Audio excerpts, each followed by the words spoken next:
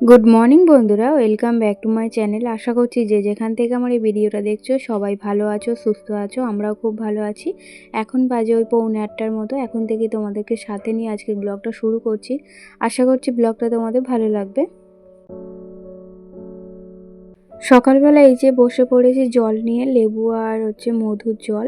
হাজব্যান্ডকে চা করে দিলাম, ও খেয়ে চলে গেল। আমার জলটা ঠান্ডা হয় না বলে আমি বসে বসে একা একাই খেলাম। খেয়ে তারপরে এদিকে চলে এসেছি ঘর মুছতে। ঘরটা ঝাড়ু দেওয়া হয়ে গেছে, এখন মুছবো। তো এই কদিন এত বেলা হয়ে যাচ্ছে ঘুম থেকে উঠতে, যে কি বলবো। বেশ কয়েকদিন একটা টাইম মেনটেন করে উঠছিলাম, ওই 6:30টার দিকে ঘুম থেকে উঠছিলাম। কি বলো তো, একদিন দুদিন উঠতে উঠতে না অভ্যাস হয়ে যায়। তারপরে ওই মায়ের ওখানে গিয়েছিলাম, বেলা করে ঘুম থেকে উঠেছি, ওই যে অভ্যাসটা হয়ে গেছে। তো এখন পর্যন্ত ছাড়তে পারছি না। তো বেশ কয়েকদিন হয়ে গেল বেলাতেই ঘুম থেকে উঠছি, 2-3 দিন হয়ে গেল একদম সকালে ঘুম ছাড়ছেই না। তো কেন কি জানি, আবার কবে এই অভ্যাসটা হবে 6:30টায় ঘুম থেকে ওঠা। তো কি বলতো, একটু তাড়াতাড়ি ঘুম থেকে উঠলে না তো ঘরের কাজগুলো, সমস্ত কাজ তাড়াতাড়ি হয়ে যায়।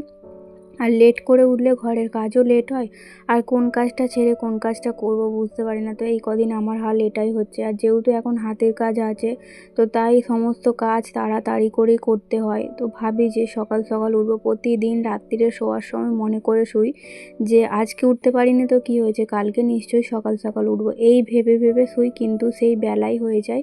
তো ঘুমটা ভাঙে কটার দিক করে বলো তো, ওই 7টার দিক করে ঘুমটা ভেঙে যায়। তখনও যদি উঠে পড়তাম তাহলে এত তাড়াতাড়ি করে কাজ করতে হতো না। কি বলতো, যেহেতু শীতকাল, তো ঘুম ভাঙলেই না সঙ্গে সঙ্গে উঠতে ইচ্ছা করে না চাদরের ভেতর থেকে। তাই একটু শুয়ে করে এই করতে করতে দেখবো 7:30টা বেজে গেছে। তারপরে ঘুম থেকে উঠে এই যে চা করব, চা করে তারপরে ঘরের কাজ করব।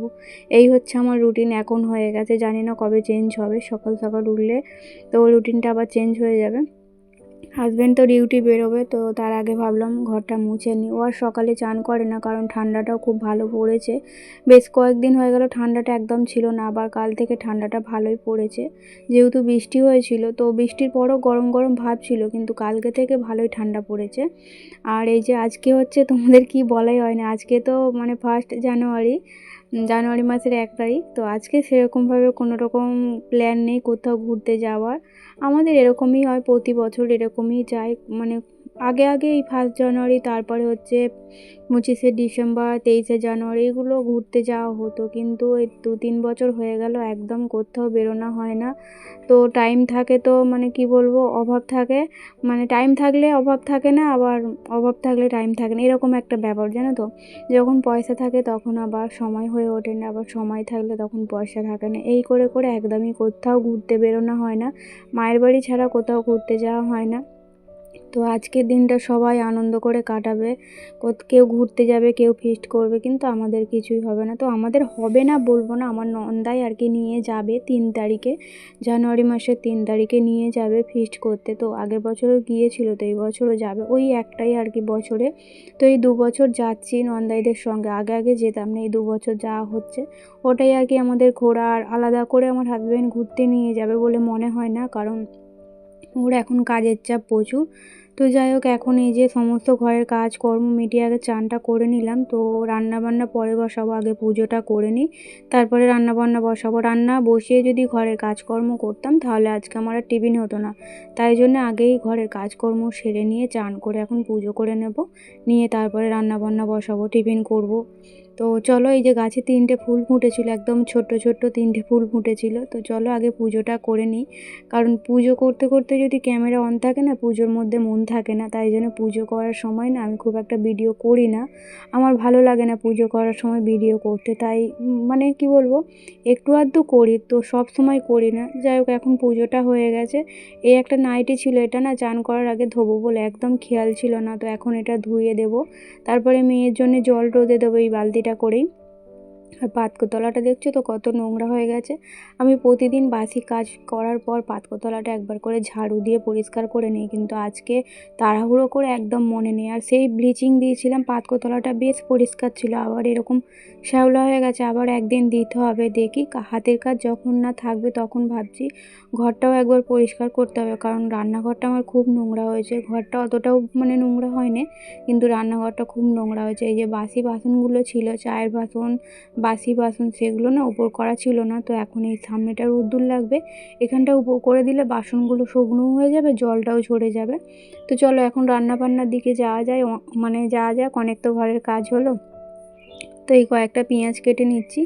আজকে যেহেতু 1 জানুয়ারি, তো ভেবেছিলাম এমনি হালকা পাতলা একটু যা হোক রান্না করে নেবো, কিন্তু আমার হাজব্যান্ডের আবার ইচ্ছা হয়েছে যে চিকেন খাবে, তাই সকালেই চিকেন বাজার করে, সকালে বলতে ওই 10টার দিক করে বাজার করে এনে দিয়েছে। এই সারা সপ্তাহ তো একদমই বাজার করা হয়নি এই সপ্তাহটা, তো আজকে একটু মাংস এনেছে, মাংস করব। তো ও বলে গেছে যে ঝোল মাংস রান্না করলে আমি খাবো না, ও না একদম ঝোল মাংস খেতে চায় না, তো কষা কষা করে করব, একটু অন্যরকমভাবে করব। আমি যেভাবে করি সেইভাবে করলে আমি একটু খাই, কিন্তু একটু রিচ হয়ে গেলে আমার ভালো লাগে না। ও আবার সেটা খেতে ভালোবাসে আমার হাজব্যান্ড, তাই জন্য ওর মতো করেই আজকে তৈরি করব, মানে ও যেরকম বলে গেছে। পেঁয়াজগুলো কোঁচালাম না, কারণ এই পেঁয়াজগুলো হচ্ছে মিক্সিতে দেবো, পেস্ট করব, আর এই টমেটোটাও করব, আর আদা রসুন তো বাটা আছে আগে থেকে, তো এই কটা পেস্ট করলেই হয়ে যাবে। আর অনেকটা বেলাও হয়ে গেছে, তো এই বেলা আর হাতের কাজ হবে না। আমি তো রান্না বান্না মানে 11টার মধ্যে সব সেরে নিয়ে, তো 11টার মধ্যে আমি হাতের কাজে বসে পড়ি, যেহেতু উঠতে বেলা হয়েছে, তাই আজকে আর এবেলা হাতের কাজ করতে পারবো না, সেই খাওয়া দাওয়া করার পর তারপরে হবে। আর এই যে দেখো মিক্সিটা সেরে এনেছে, তো এতে ভালোই পেস্ট হচ্ছে। তো আজকে আবার পেস্ট করার সময় দেখছি পেঁয়াজগুলো না একদম কালো হয়ে গেছে, কেন কালো হয়েছে আমি জানি না। তো যাই হোক, হয়েছে, কিছু করার নেই, এটা তো আর ফেলে দেওয়া যায় না। তো চলো আজকে এই লম্বা চালের একটু ভাত করি, প্রতিদিন তো সেই মোটা চালেরই ভাত খাওয়া হয়, তো আজকে বিরিয়ানি চালের রান্না করব একটু। আর ভেবেছিলাম যে এমনি সিম্পল সরু চালের ভাতটাই রান্না করব, মানে ওই বিরিয়ানি চালটা এমনি রান্না করব ভেবেছিলাম। তো আবার ভাবলাম যে আমার হাজব্যান্ড না অনেক দিন থেকে জিরা রাইস খাবে বলছিল, তো ওকে বলিনি যে আজকে জিরা রাইস করব। তো আমার মন আর কি মনে হলো, তাই ভাবছি ওটাই আজকে করে ফেলবো। আমি মাংস রান্না করলে মাংসটা হালকা একটু তেলে ভেজে নিই, তো এই যে দেখো হালকা একদম ভেজে নিয়েছি, আর লেবু মাখিয়ে ভেজেছি, কারণ মুরগির মধ্যে যে কাঁচা গন্ধটা থাকে না, ওটা একদম আমি নিতে পারি না, তো ওই জন্যই আমি মাংস খাওয়াই ছেড়ে দিয়েছি, একদম খেতে পারি না। তো মাংসটা একটু ভেজে নিয়ে আর মশলা কষে নিয়েছি, আদা রসুন পেঁয়াজ টমেটো, তারপরে মগজদানা, এগুলো সব পেস্ট করা ছিল, এগুলো দিয়ে মশলাটা কষে এখন মাংসটা দিয়ে দিলাম। মাংসটা দেওয়ার পরেও এই মাংসটাকে অনেকক্ষণ থেকে কষতে হবে, যতক্ষণ না তেল বেরিয়ে আসছে। আর আজকের মাংসটা এত বড় বড় করে করেছি, আমার বিরক্ত লাগছে, এত বড় বড় মাংস আমার খেতেও ভালো লাগে না, আর রান্না করতেও ভালো লাগে না। আমার হাজব্যান্ডের আবার বড় পিসই পছন্দ, তাই বড় বড় করে করে এনেছে। আমার বড় পিস আমি একদম খেতে পারি না, আমি ছোট পিস হলে তবু 2 পিস 1 পিস খাই, কিন্তু বড় পিস হলে না আমি একদম মাংস খেতে পারি না, কেমন একটা হয়। তো যাই হোক, ওদিকে আমি তো রান্না বসিয়ে দিয়েছি, মাংসের ঝোলটা বসিয়ে দিয়েছি, মানে হ্যাঁ মাংসের জল দিয়ে দিয়েছি, দিয়ে বসিয়ে দিয়েছি। তো এই যে দেখো এই জলটা একটু আরেকটু মানে কমে এলে তারপরে একটু গরম মশলা দিয়ে নামিয়ে নেবো, একদম কষা কষা করব। আর ওদিকে কিন্তু আমার জিরা রাইসটা হয়ে গেছে, তো একদম একবেলার মতো অল্প করে করেছি, যেমন আর কি আমাদের দুপুরে যতটুকু লাগে সেরকমভাবেই করেছি। তো আমার হাজব্যান্ড জানলে হয়তো বলতো যে দুবেলার, মানে ও বলেই দিত যে দুবেলার জন্য করে ফেলো, কিন্তু আমি তো মানে ভাতটা খুব একটা পছন্দ করি না, একবেলাটাই আমার ঠিক আছে, দুবেলা আমি খেতে পারি না, তাই জন্য ওকে আরও বলিনি যে আজকে জিরা রাইস করব, বললে ও বলতো দুবেলার করো, দুবেলার করলে আমি খেতে পারবো না।